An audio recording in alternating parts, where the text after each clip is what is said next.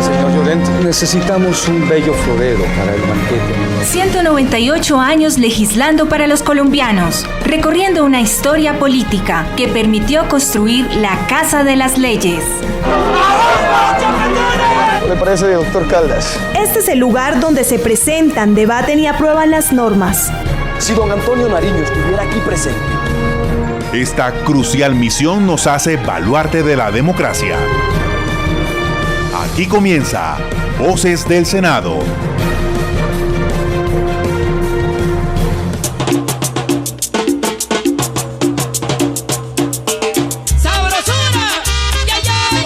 Una feliz mañana de sábado 5 de junio, amables oyentes de las 53 frecuencias de la Radio Nacional de Colombia. A ustedes y a quienes nos siguen a través de las diferentes plataformas virtuales en donde nos encuentran como Senado Colombia en Facebook y YouTube. Siempre con el numeral Voces del Senado. Les decimos gracias por estar en sintonía con las noticias del Legislativo.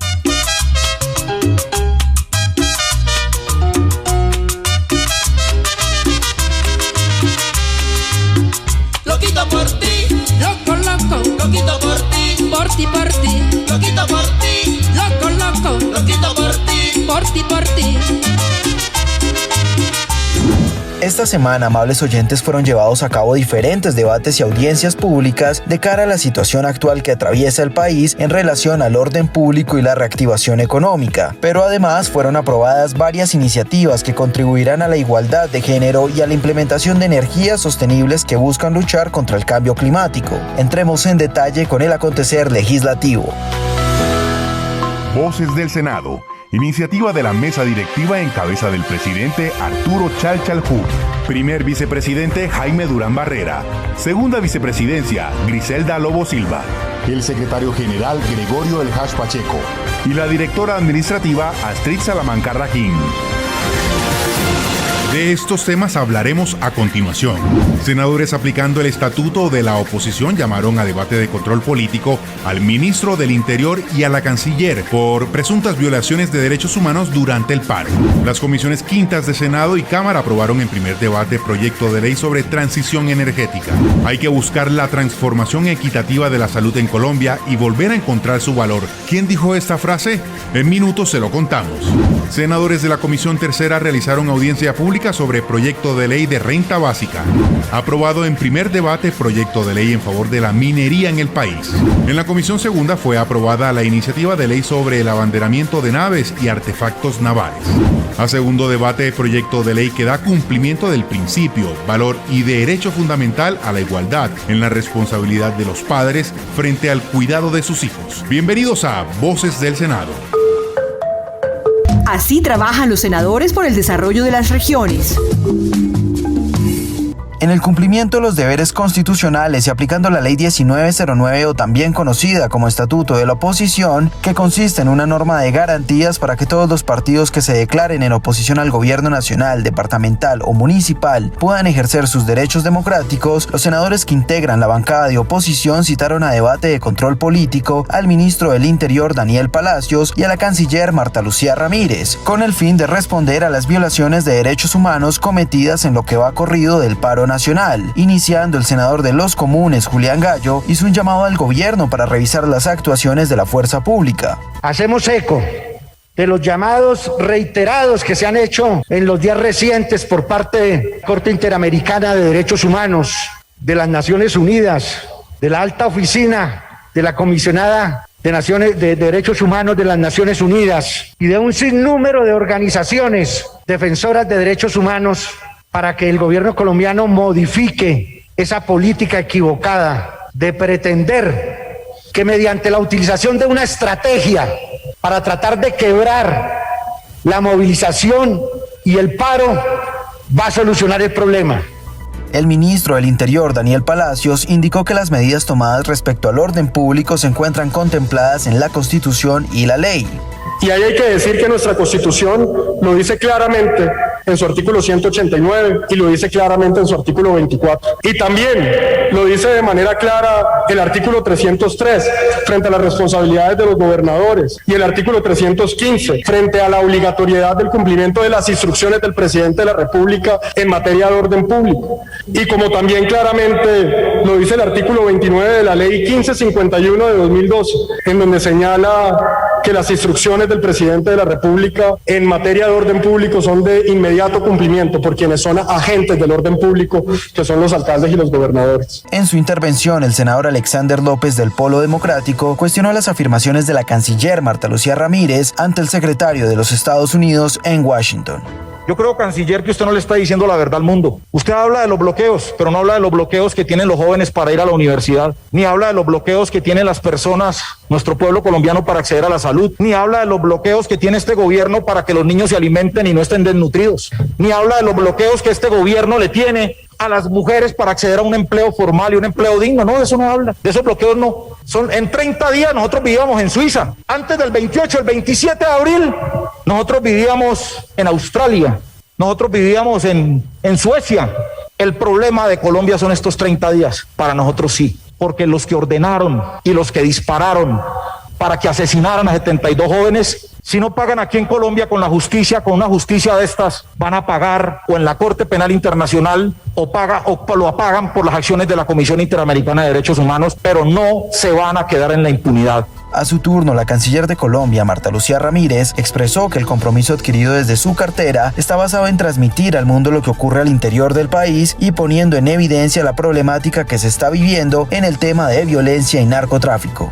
Nuestra tarea, señores congresistas, será permanentemente representar a Colombia en el exterior, mostrando la verdad verdadera de nuestro país, las dificultades, la pobreza, claro que sí, las cosas que hay que corregir, el narcotráfico entre ellas, pero también diciendo esto es un país que tiene instituciones y mientras las tenga todos estamos obligados a fortalecerlas, a mejorarlas, porque es la única manera de garantizar la vida, la honra, los bienes y las libertades de cada uno de los 50 millones de colombianos. Entre los senadores que intervinieron, el congresista por Colombia Justa Libres, John Milton Rodríguez, manifestó que las actuaciones tanto de la fuerza pública como de los manifestantes deben ser objeto de revisión. Y en el mes que ya completamos de este paro, rechazamos cualquier forma de violencia sin importar su procedencia y con la misma vehemencia que defendemos el Estado social de derecho, el uso legítimo de la protección de la ciudadanía por parte de la fuerza pública, también rechazamos cualquier tipo de abuso de la autoridad de la fuerza pública. Hemos solicitado esos derechos de petición tanto a la Fiscalía como a la Procuraduría para saber los avances concretos del desempeño de esas investigaciones sobre la fuerza pública. Nos han entregado un informe donde nos hablan de la identificación de las investigaciones, donde hay más de 170 investigaciones alrededor de la fuerza pública en todos esos elementos y esperamos obviamente que se concreten las investigaciones por resultados más concretos sobre los mismos. Voces del Senado. En sesión no presencial de las comisiones quintas de Senado y Cámara de Representantes, fue aprobado el proyecto de ley 365 de 2020 Senado y 565 de 2021 Cámara, por medio del cual se modifican y adicionan algunos artículos de las leyes 56 de 1981, 142 de 1994, 143 de 1994 y 1715 de 2014, enfocadas a la transición energética y la reactivación económica del país, permitiendo de esta manera el fortalecimiento de los servicios públicos de energía eléctrica y gas combustible. Elfi Galeano con más información. La discusión inició con la ponencia negativa del senador Jorge Eduardo Londoño del Partido Verde, quien aseguró que para adelantar una transición energética en Colombia es necesario definir metas y principios. La ponencia negativa busca sobre todo hacer reflexionar sobre diferentes temas, pero esencialmente sobre uno, y es que este proyecto de ley no fue consultado. Es un proyecto de ley que no se le llevó a las comunidades, a quienes en determinado momento tienen conocimiento de todas estas tecnologías, de estos procesos, y un proyecto tan importante como es el de transición energética, pues debería ser un propósito nacional y una discusión nacional. Por su parte, el senador Jorge Enrique Robledo del Partido Dignidad Colombia respaldó la ponencia y aclaró que la transición energética tiene que ser a partir de la realidad económica que vive el país. Este es un proyecto que se presenta con el nombre de la transición energética. Y esa es una frase que significa deseable, positivo, ese es el progreso, no hacer la transición energética sería el fin de la humanidad, etcétera, etcétera. O sea, esa es una frase muy, muy poderosa. Y me queda a mí la impresión, o tengo la certeza de que esa frase en ese proyecto se está utilizando para justificar varios asuntos que son bien debatibles. El senador José David Name del partido de la U y coautor de la iniciativa fue el encargado de la ponencia positiva del proyecto y enfatizó que la iniciativa incentiva la oferta de energéticos limpios a través de la promoción de la generación de fuentes no convencionales de energía renovable. En un año se producen más de 51.000 millones de toneladas de gases causantes de efecto invernadero. Sí, senador Londoño, usted tiene la razón. Inicialmente habíamos incluido solamente el hidrógeno verde, pero yo tengo que ser realista con este país. Aquí no podemos salir a venderle una idea a los colombianos que de la noche a la mañana no vamos a ser dependientes del petróleo. Y quiero aclararle algo, senador Robledo. En ningún momento yo hablo de petróleo en este proyecto de ley. Asimismo, el ministro de Minas y Energía, Diego Mesa, se refirió al compromiso del gobierno nacional con el medio ambiente. La principal política energética y esa transición energética está sustentada en 3 pilares fundamentales. Lo primero es la masificación de las energías renovables no convencionales para tener un sistema eléctrico que sea mucho más resiliente, competitivo, con mejores precios para los ciudadanos, que sea sostenible y que se ajuste a las nuevas realidades del mundo. En segundo lugar, un tema muy importante que mencionaron acá también los coordinadores ponentes, y es un tema social de cierre de brechas energéticas, de poder llegar a esos rincones más apartados del territorio nacional y llegar además con soluciones que sean amigables con el medio ambiente y que sean competitivas desde el punto de vista económico.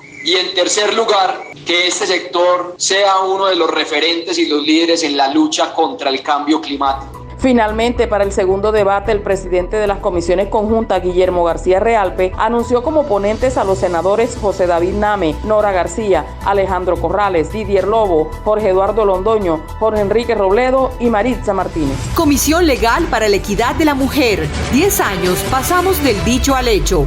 Con el fin de buscar propuestas que beneficien a los trabajadores y pacientes en el tema de salud en Colombia, la senadora del Partido de los Comunes, Victoria Sandino, realizó un conversatorio con especialistas en el tema. Más detalles nos los cuenta Gloria Moncayo. La vicepresidenta de la Federación Médica Colombiana, Carolina Corcho, aseguró que para lograr un cambio, en especial en la salud, se deben recoger los resultados de la lucha social y política en Colombia. Nos corresponde como sociedad civil presentarle al país una propuesta de reforma alternativa estructural del sistema de salud, que formalice a los trabajadores, que garantice el derecho fundamental a la salud, que garantice la salud preventiva y la salud pública. Román Vega, vocero del Pacto Nacional por la Vida y la Salud, invitó a reflexionar no solo en el cambio en el sistema de salud, sino en el sentido de ese cambio. Hay que generar una correlación de fuerzas en la sociedad y en el espacio político que nos lleve a esa transformación. Eso es un tema de gobierno, ¿no es cierto? Es un tema del Congreso, pero es un tema de la sociedad. Que no demos por hecho las cosas, sino que con lo que hemos venido construyendo, hagamos reflexión y construyamos colectivamente con el pueblo colombiano. Paola Suárez, de la Corporación de Salud Abran la Puerta, dio a conocer las propuestas que tienen desde este organismo para buscar una reforma a la salud. Proponemos nosotros puntualmente la eliminación de las aseguradoras, aumento de los porcentajes dispuestos para las subcuentas de salud pública en el Sistema General de Participaciones, actualizar el plan de beneficios en salud, se deben plantear estrategias para el ejercicio real del derecho a la salud desde la participación comunitaria y social. El fortalecimiento de la red pública. Hay mucha infraestructura en el país que está abandonada y es pública, pues hay que recuperarla y dotarla y ponerla en función de la comunidad. Contar con una gobernabilidad territorial de la red de prestadores públicos y privados por complementariedad, pero y más no por competencia. Finalmente, la senadora de los Comunes, Victoria Sandino, expresó que para conseguir ese cambio es importante tener en cuenta todos los sectores. La gente que está en la calle, la gente que está en los territorios, las mujeres, los pueblos étnicos, son las reales mayorías y ningún pacto, ningún acuerdo, ningún proceso puede estar de espalda a esa población, a esa sociedad. Hemos elaborado un plan nacional de salud rural que ha sido radicado en el Congreso, pero creo que aquí hay que avanzar en torno a consolidar esas alternativas que podamos plantearnos de cara a un nuevo gobierno. Seguiremos adelante por lograr que Colombia sea un país distinto, un país de oportunidades, que se realicen esas transformaciones reales que requerimos, que anhelamos y las cuales estamos apostando. Los participantes de este conversatorio manifestaron que es necesario construir una propuesta de modelo de salud que en el futuro haga parte de los acuerdos programáticos y que se convierta en una realidad. Así trabajan los senadores por el desarrollo de las regiones. Los integrantes de la Comisión Tercera llevaron a cabo una audiencia pública con expertos de organizaciones sociales y funcionarios del gobierno, en donde se plantearon diversos puntos de vista sobre la importancia de esta política social que busca beneficiar a más de 22 millones de colombianos. El periodista Billy Valbeltrán nos cuenta más detalles. La audiencia fue convocada por el senador de Alianza Verde, Iván Marulanda, quien manifestó que el objetivo es combatir la pobreza que ha generado la pandemia y a su vez ha provocado una crisis social y económica en el país. Este proyecto y esta idea de la renta básica también siempre tuvo el fundamento de la reactivación económica, de garantizar una vida digna de los hogares pobres y también de permitir que esos hogares pobres se cuidaran del contagio para evitar que el desespero por la búsqueda de un ingreso en vista de sus condiciones angustiosas de pobreza los colocara en una exposición y en un riesgo enorme de contagio. El experto e investigador en economía, Luis Jorge Garay, indicó que este proyecto de ley contiene una política social idónea para contrarrestar los impactos económicos dejados por la pandemia de COVID-19. Es una política social idónea para contrarrestar efectiva y rápidamente algunos de los impactos sociales y económicos agudizados por la pandemia del COVID-19 y por la estrategia de confinamiento social adoptada para reducir la velocidad de contagio y así evitar el colapso del sistema sanitario, que ha llevado a una caída drástica del ingreso de los trabajadores bajo condiciones de informalidad, especialmente los de cuenta propia que dependen de su trabajo día a día. A su turno, Cecilia López, economista, afirmó que esta política debe tener dos componentes: uno, la transferencia de dinero y dos, la generación de empleo. Y ahí es donde surge una idea que me parece fantástica y que yo apoyo, y es que renta básica tiene dos componentes: la transferencia de dinero y la generación de empleo. Parece que eso nos quita un problema muy grande que yo personalmente tenía sobre el peligro de quedarnos solamente con las transferencias. Creo que esto es un elemento que hay que reforzar. Amartya Sen, cuando recibió el Nobel, lo dijo muy claro: uno necesita ingresos. Una cosa es recibirlos y hay gente que necesita recibirlos, y otra cosa es ganarse. Por su parte, Mirta Rosales, directora de la Asociación de Padres y Personas con Discapacidad, aseguró que están de acuerdo con esta iniciativa para que el Estado les garantice los derechos con dignidad. Apoyamos este proyecto de renta básica ya como una solución a la crisis social y económica por la que están pasando las poblaciones pobres y vulnerables de nuestro país, dentro de las cuales se encuentra la población con discapacidad y sus familias cuidadoras de personas con discapacidad que dependen del cuidado, para que el Estado les garantice los derechos humanos y fundamentales con dignidad. Al concluir la audiencia pública, el senador Iván Marulanda destacó la participación de los asistentes a fin de mejorar el proyecto. extraordinario espectáculo democrático, de inteligencia, de compromiso social, de participación. Es un honor para la Comisión Tercera haber promovido este espacio. Aquí estamos actuando con una profunda responsabilidad social, una responsabilidad política, y que estamos entendiendo nuestros deberes públicos en el reconocimiento de derechos y en una visión de Estado responsable. Comisión Legal para la Equidad de la Mujer. 10 años pasamos del dicho al hecho. En sesión de la Comisión Quinta fue aprobado en primer debate el proyecto de ley 314 de 2020 que contempla establecer un marco jurídico especial para la minería tradicional y la pequeña minería en materia de legalización y formalización, así como para su financiamiento, bancarización y comercialización. El Figaliano amplía la información. La senadora ponente Nora García Burgos del Partido Conservador fue la encargada de explicar la iniciativa.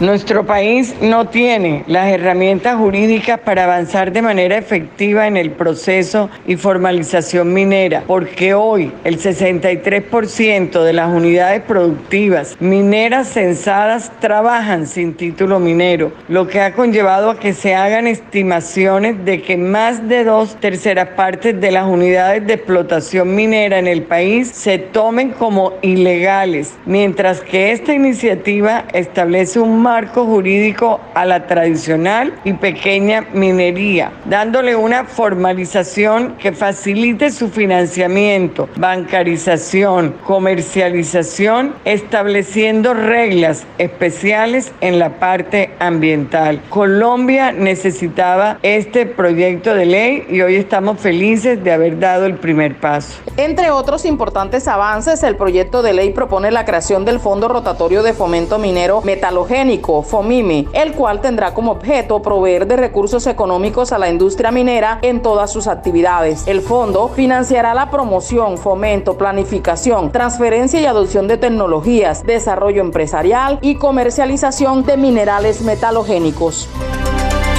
Voces del Senado. En sesión no presencial de la Comisión Segunda fue avalado el proyecto de ley 436 de 2021 Senado, 464 de 2020 Cámara, por medio del cual se establece el régimen para el abanderamiento de naves y artefactos navales en Colombia y se disponen incentivos para las actividades relacionadas con el sector marítimo. El periodista Bilibal Beltrán con más información. Según el senador ponente José Luis Pérez, por el partido Cambio Radical, la finalidad de este proyecto es actualizar y fortalecer el registro colombiano de naves y artefactos navales para incentivar la reactivación económica. Lo primero es la de actualizar, fortalecer el registro colombiano de naves, que hoy no nos presenta un buen índice o un porcentaje importante de registros de naves y artefactos navales en Colombia, para buscar a través de esta ley que Colombia logre abanderar más buques, porque digamos la estadística no es buena y eso nos generaría una dinámica económica más en estos tiempos de reactivación, en tiempos de pandemia y pospandemia. De esta manera el Estado colombiano y las empresas de nuestro país se evitarían pagar fletes a navieras extranjeras como ocurre en la actualidad. El capitán de navío, Alex Ferrero, director encargado de la DIMAR, aclaró que los buques que entren a Colombia y contengan elementos radioactivos deben contar con los permisos pertinentes. Con el fin de tener el control de todo lo que llega para la toma de radiografías, para investigación o lo que se requiera. En ningún momento es para autorizar cualquier tipo de arma nuclear o algo por el estilo, sino para esos insumos que tienen características especiales como la radioactividad.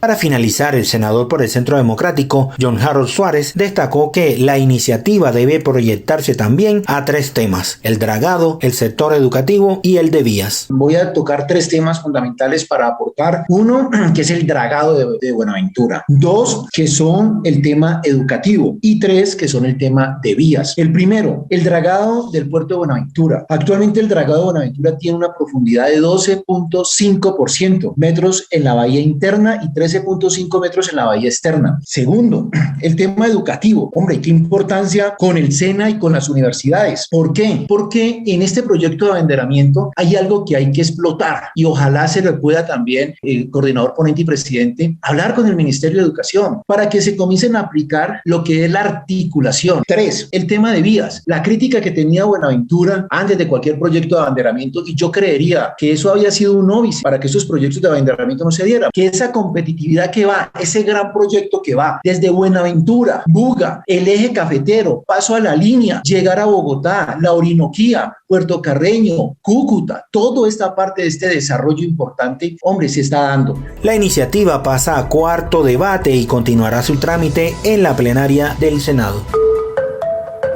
Así trabajan los senadores por el desarrollo de las regiones.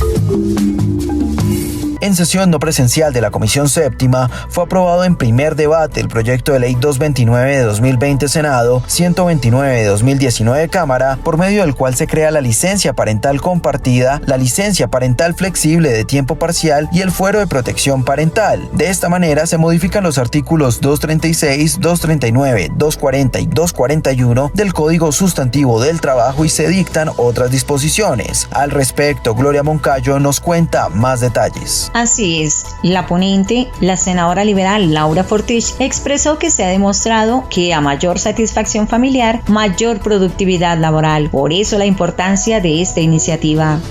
Actualmente hay resultados sobre un reciente estudio por Trivín, Vargas y Ramírez, quienes determinaron a partir de un análisis de los datos de empleabilidad de las mujeres que el aumento de las semanas de maternidad en la legislación colombiana tuvo un efecto negativo para las mujeres entre los 18 y 30 años, quienes después de la reforma legislativa de 2011 estaban más propensas a quedar desempleadas. Igualmente hay que resaltar que según estos estudios, si el empleo de las mujeres se equiparara al de los hombres, las economías serían más resilientes y el crecimiento económico sería mayor. Cerrar la brecha de género en el empleo podría incrementar el PIB en un 35% en promedio, del cual entre el 7 y 8 puntos porcentuales corresponden a aumentos de la productividad gracias a la diversidad de género. Este proyecto de ley tiene unas implicaciones importantes, ya que al involucrar a los hombres en el cuidado de los niños o de sus hijos o hijas, tiene un efecto importante, tanto para los menores como para las madres, para los padres y para las empresas. En la medida que los empleadores reconocen los derechos de los trabajadores, las empresas se enriquecen más, manifestó el senador de Alianza Verde, José Aulo Polo Narváez. El